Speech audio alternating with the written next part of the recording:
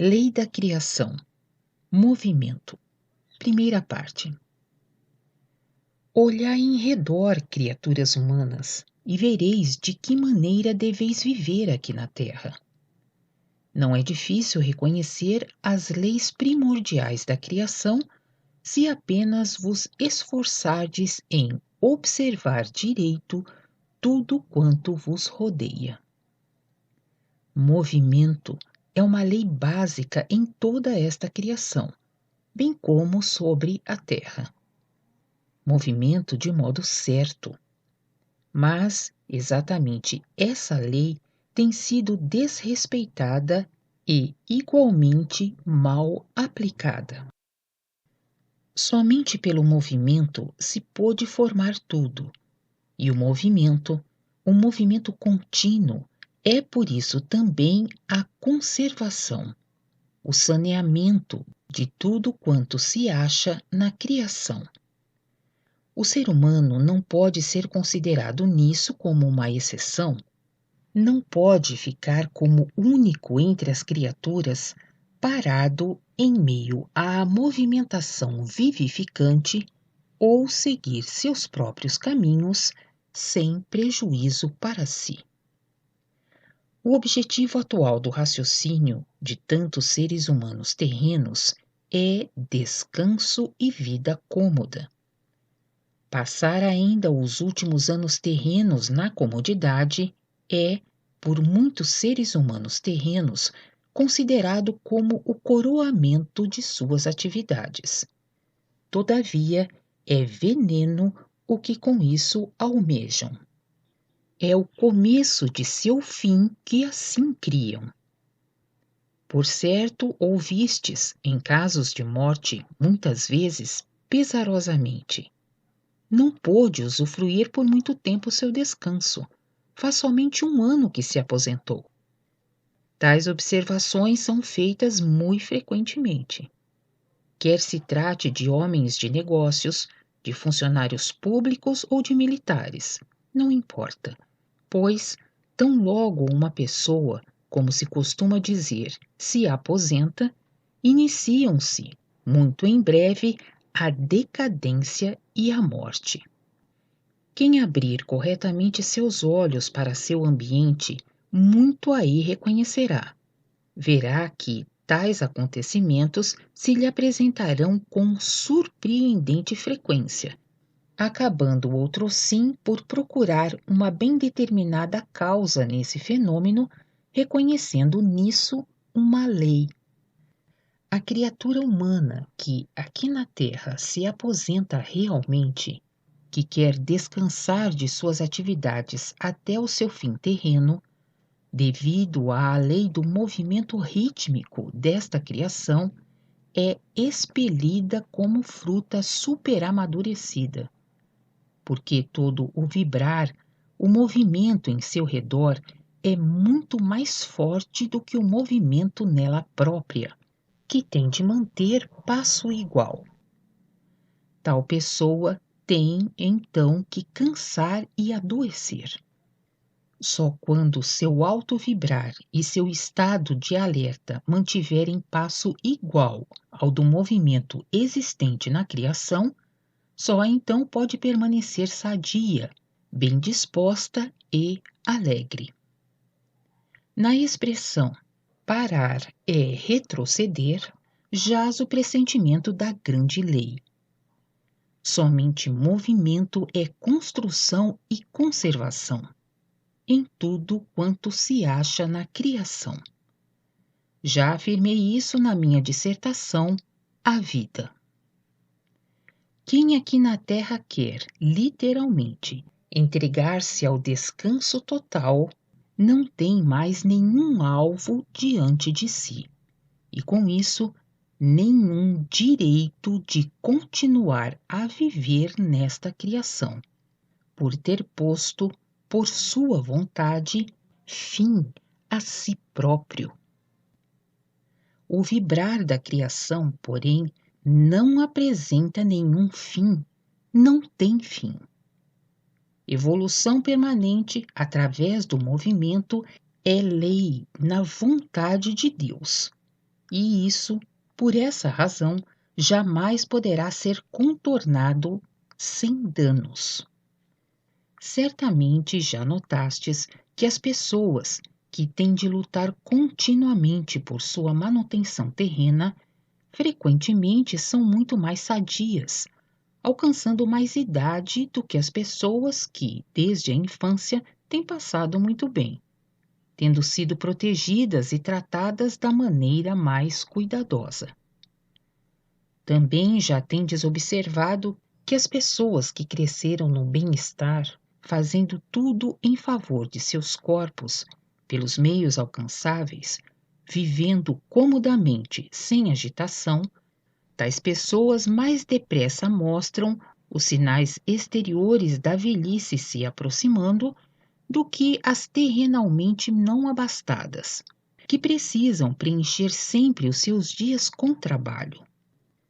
Indico aqui como exemplo aqueles casos de vida laboriosa onde não haja exagero desnecessário, onde não haja a ânsia frenética pelo acúmulo de riquezas terrenas ou outros motivos para sobressair, que nunca deixam descansar realmente aqueles que trabalham.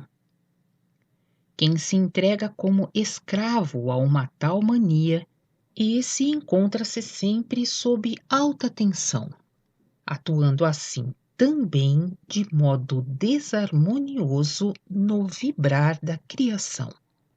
As consequências são aí idênticas às daqueles que vibram lentamente demais. Portanto, também aqui, o áureo caminho do meio é o certo para cada um que quiser viver direito nesta criação e na terra. O que tu, criatura humana, fizeres, faze-o integralmente. O trabalho durante o tempo de trabalho, o descanso durante o tempo necessário ao descanso. Nada de mistura. O maior veneno contra o cumprimento harmonioso da vossa condição humana é a unilateralidade. Uma vida laboriosa sem finalidade espiritual, por exemplo, de nada vos adianta. O corpo terreno, então, sim, vibrará nesta criação. O espírito, porém, estará inativo. E quando o espírito não se movimenta simultaneamente no vibrar da criação, desejado por Deus, o corpo terreno, que vibra em conjunto, não é conservado e fortalecido pelo trabalho.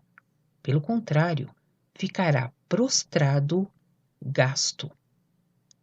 Porque aí não recebe a força proveniente do espírito, da qual necessita através da mediação do enteal. O espírito parado impede todo o florescimento do corpo. Consequentemente, este terá que se consumir em suas próprias vibrações, murchando e se decompondo, não podendo mais se renovar por faltar a fonte para isso, o vibrar do espírito. Assim, de nada adianta quando alguém, ao se retirar dessas ocupações terrenas, faz com regularidade os correspondentes passeios para a movimentação de seu corpo, realizando tudo o que terrenamente é possível para manter em forma seu físico.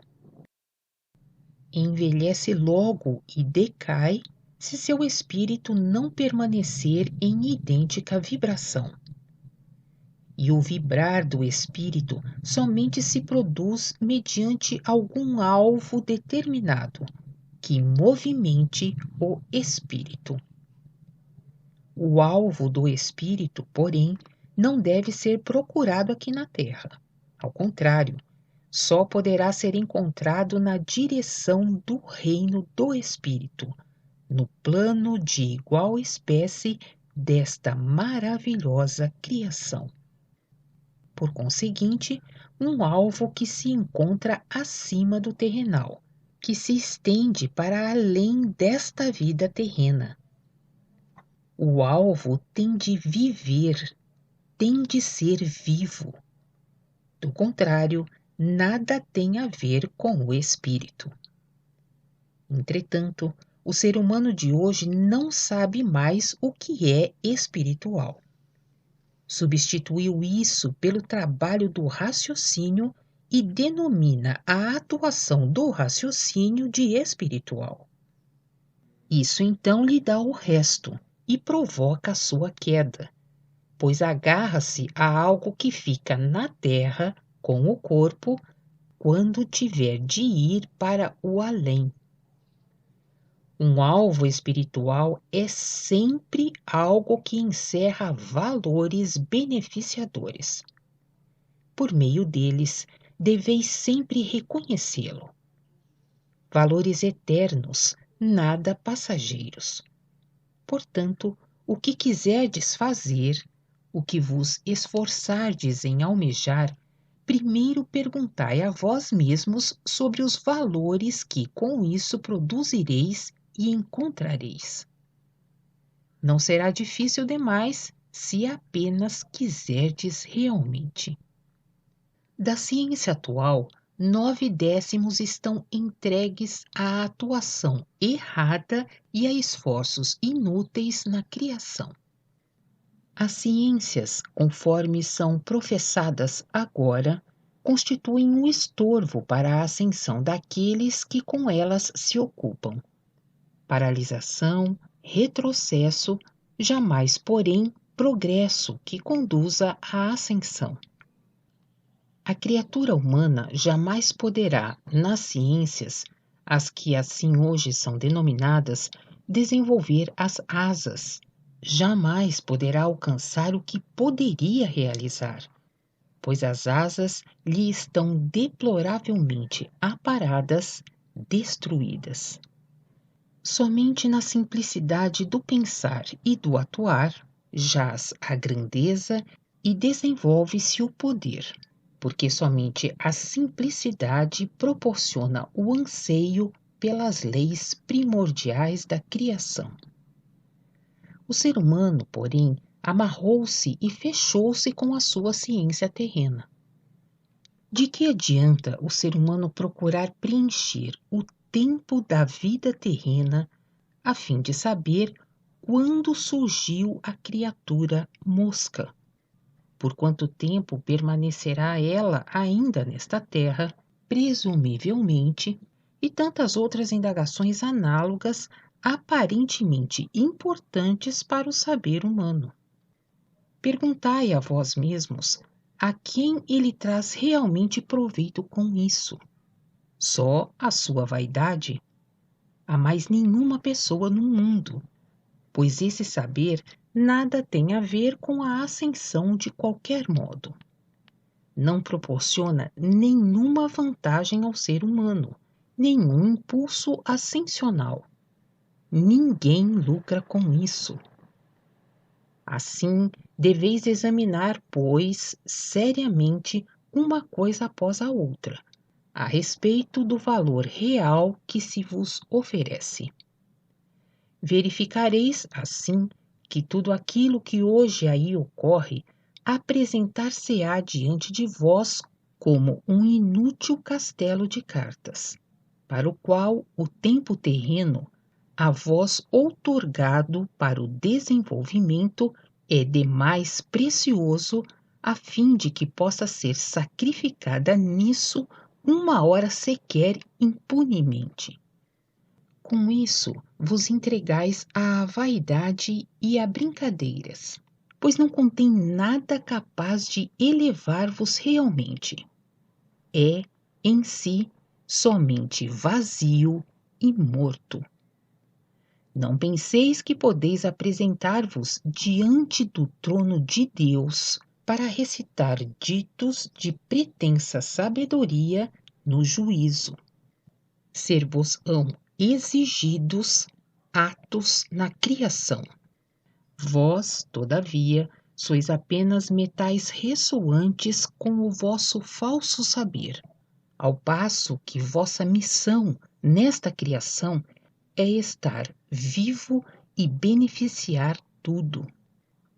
A pessoa que se alegra com cada flor do campo, que, agradecida, volve por isso o seu olhar para o céu, se encontra muito mais elevada perante Deus do que uma pessoa que pode dissecá-la cientificamente sem reconhecer aí a grandeza do seu Criador. Nada adianta ao ser humano ser o corredor mais veloz ou um hábil boxeador, um volante audaz ou saber se o cavalo apareceu antes ou depois da mosca aqui na terra. Tal vontade somente procura por algo ridículo, pela vaidade. Não traz nenhuma bênção, nenhum progresso à humanidade, nenhum proveito para a sua existência nesta criação, mas apenas estimula o desperdício de seu tempo terreno. Olhai à vossa volta, criaturas humanas. Vede a tal respeito o que significam na realidade as vossas próprias ocupações e as dos vossos semelhantes. Qual o valor que tem? Pouco encontrareis que seja digno da verdadeira condição humana. Até agora tendes sido, com vossos esforços, servos inúteis na vinha do Senhor, pois desperdiçais vosso tempo com brincadeiras totalmente inúteis. Guarneceis o alto potencial que, como dádiva de Deus, reside em vós, com quinquilharia inútil do vaidoso querer do raciocínio terreno. Tudo o que tereis de deixar para trás no desenlace. Continua na segunda parte.